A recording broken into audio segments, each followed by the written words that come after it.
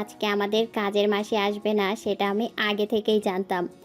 আমি কাজ করতে করতে একটা স্পর্শে চমকে পেছনে তাকিয়ে দেখলাম পেছন থেকে আমার শ্বশুরমশাই আমাকে ধরে ফেলেছেন। সেই মুহূর্তে উনি আমাকে কোনো কথা বলার সুযোগ না দিয়েই বাইরে বের করে আনলেন। আমি যেন ঘটনার আকস্মিকতায় একটু থমকে গেছিলাম। পরে খানিকটা ধাতস্থ হয়ে আমি নিজে রান্নাঘরে ওনাকে দুধ খেতে দিলাম। এরপর উনি আমার মাথায় হাত রেখে আমাকে আশীর্বাদ করতে লাগলেন। তারপর উনি মুখটা তুলে দেখতে লাগলো আমার ছেলে ঘর থেকে বেরিয়ে পড়ছে কিনা। আমি তখন মাথাটা পেছন দিয়ে পরিপূর্ণভাবে মজা নিতে লাগলাম। আমি তখন বুঝতে পারলাম নিজেকে ধরে রাখা এখন আমার পক্ষে প্রায় অসম্ভব। ঠিক সেই সময়ে আমার ছেলে জোরে ডেকে উঠল, দাদু আমার হয়ে গেছে, দেখবে এসো। আমার শ্বশুর তখন গলা ছেড়ে বলল, আসছি দাদু, একটু অপেক্ষা করো।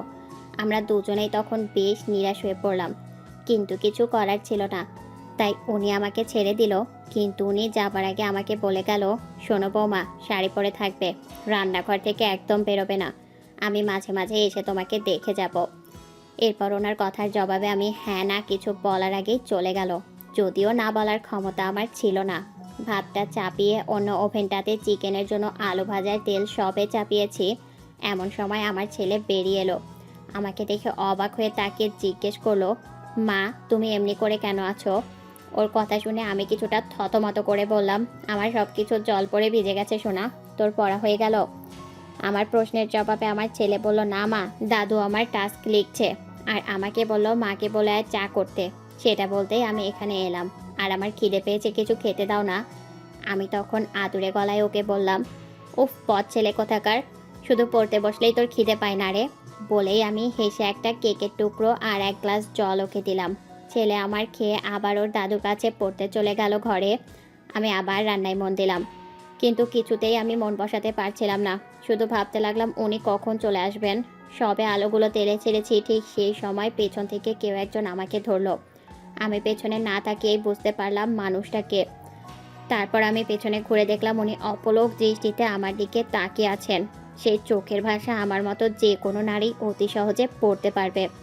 সব কিছু বুঝতে পেরেও আমি ওনাকে বললাম, বাবা এখন শুধু শুধু কষ্ট বাড়িয়ে ভালো কি?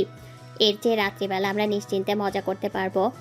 আমার এই কথা শুনে আমার বিজ্ঞ শ্বশুর মশাই আমাকে বললেন, বৌমা সময়ের কাজ সময়েই করতে হয়, এর অন্যথা হলে অনেক ভোগান্তি হয়। আষাঢ়ের কাঁঠালের একরকম স্বাদ আর পৌষের কাঁঠালের একরকম। পরে করব ভেবে এখন যদি না করি তখন দেখা যাবে আমারও ভালো লাগবে আর তোমারও। যদি আমি নিজেকেও সামলাতে পারছিলাম না, তারপরও ওনার কথাগুলোর মানে বুঝে আমি আর দ্বিমত করলাম না। তাই কোনো কথা না বলে আমি সামনের দিকে কিছুটা ঝুঁকলাম।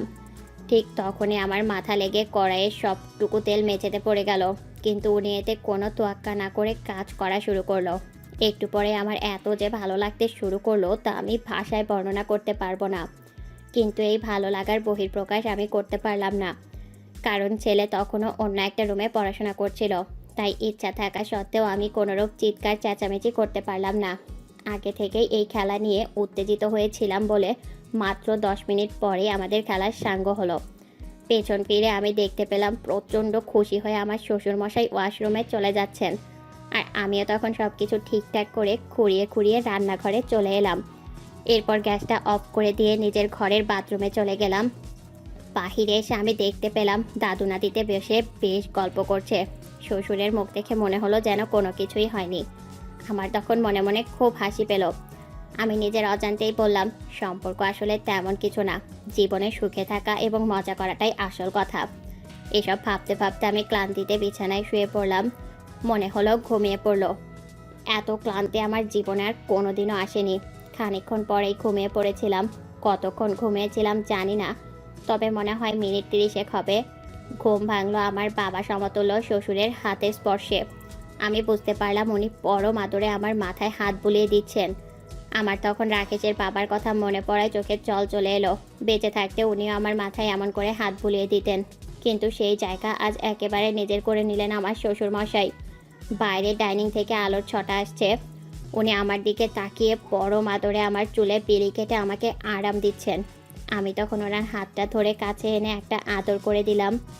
উনি এরপর আমাকে খুব আদরে গলায় বললেন, কী গো বৌমা, খুব কষ্ট পেয়েছো?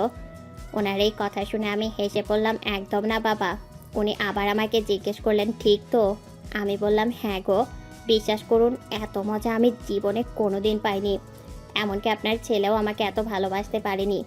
আমার কথা শুনে উনি আমাকে বললেন, বৌমা তাহলে আমাকে কথা দাও, এই বুড়োটাকে তুমি কখনো ছেড়ে যাবে না। ওনার কথা শুনে আমিও আবেগ আপ্লুত হয়ে বললাম, বাবা আমি কখনো আপনাকে ছেড়ে যাব না, তাছাড়া আপনি ছাড়া আমার কেই বা আছে।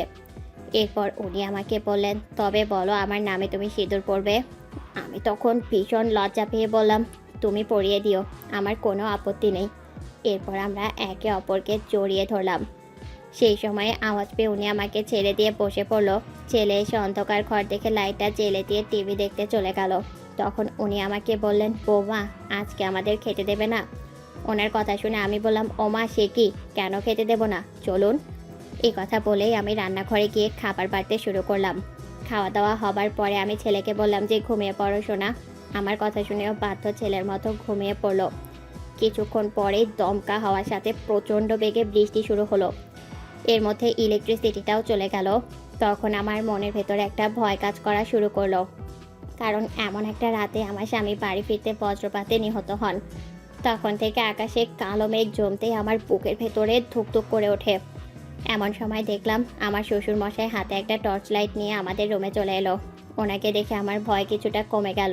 এরপর উনি আমাকে বললেন, বৌমা বলেছিলাম কি আমার ঘরের বিছানাটা 8x8, আমাদের সবার ওখানেই হয়ে যাবে। আমি বুঝতে পেরে বললাম, কিন্তু বাবা। উনি আমাকে বললেন, কোনো কিন্তু নয় বৌমা, চলো। তারপর আমি ওনার ঘরে চলে গেলাম। আমরা ওনার রুমে যাবার পর উনি বাহিরে গিয়ে একটা চেয়ারে বসে সিগারেট টানতে শুরু করলেন। আমি তখন ছেলেদের শোয়াইয়ে দিয়ে একটা মোমবাতি জ্বেলে বসে রইলাম। এর কিছুক্ষণ পর উনি এসে আমাকে জিজ্ঞেস করলেন, কী গো বৌমা, ওরা কি ঘুমিয়েছে? আমি লজ্জা পেয়ে জবাব দিলাম, হ্যাঁ বাবা। এরপর উনি আর দেরি না করে কাজ শুরু করলেন।